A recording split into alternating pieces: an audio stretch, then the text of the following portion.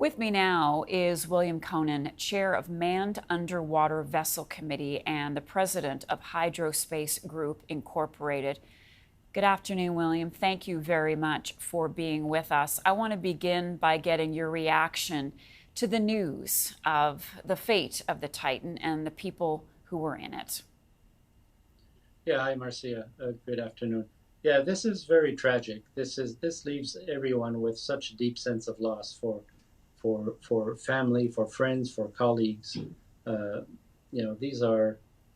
this is historic in our industry. This is the single biggest tragedy we've had in since the beginning of our industry, which we figure is 1960.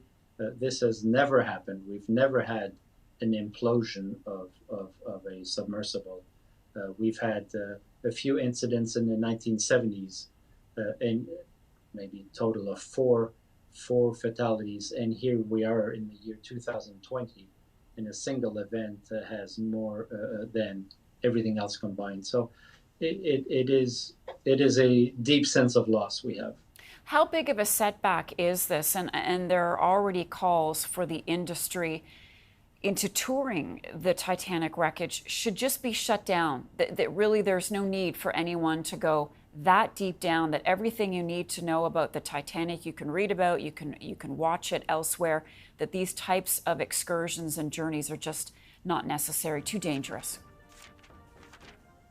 There's an argument for that, Marcia, for sure. But look, we've made hundreds of submersibles. We have 10 submersibles that go that deep, that dive every day, deeper than this. You know, the Titanic's at 4,000 meters. We dive down to 6,000 meters and more all the time, year after year for decades. We know how to do this technology. It's just expensive, and with that expense, does it warrant the tourism? I mean, at some point, you say, well, it's just too expensive for people to afford. We can do this safely. The legal aspect, should people be around these heritage sites, that's been a legal debate that's been going for 20 years. I suspect that will continue. But it is certainly not on the back of the submersible technology. What we're here to say is the engineering adventurism is what we need to be careful on.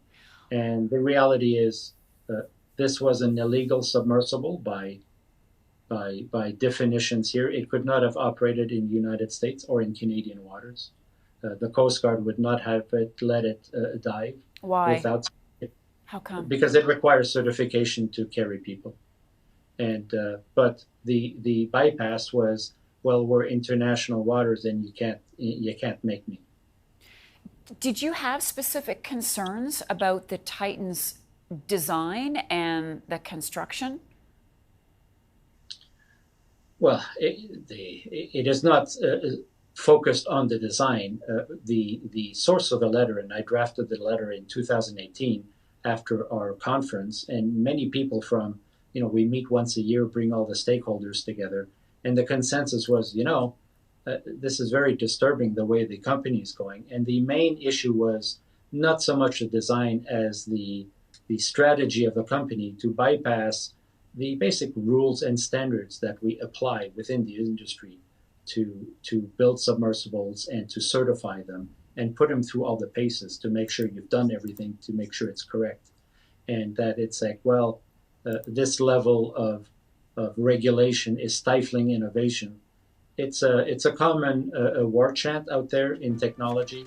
Everyone wants to be a technology disruptor. And I mean, I personally have a problem with that term in general. It might work for a keyboard, a mouse, a chair, but for submarines, it's not appropriate. It is not trying to be heroic on finding shortcuts. This is very difficult stuff. We are so proud. I mean, humanity is at a point. It's amazing that we can do that. And we're quietly doing our duty, and it's a duty of care. Nobody from the outside can double check us, right? And that's one of the professional responsibilities we have, and one we take very seriously here within the submersible community all around the world. And that was one of the concerns too. Is like, okay, look, this adventurism here in bypassing these rules.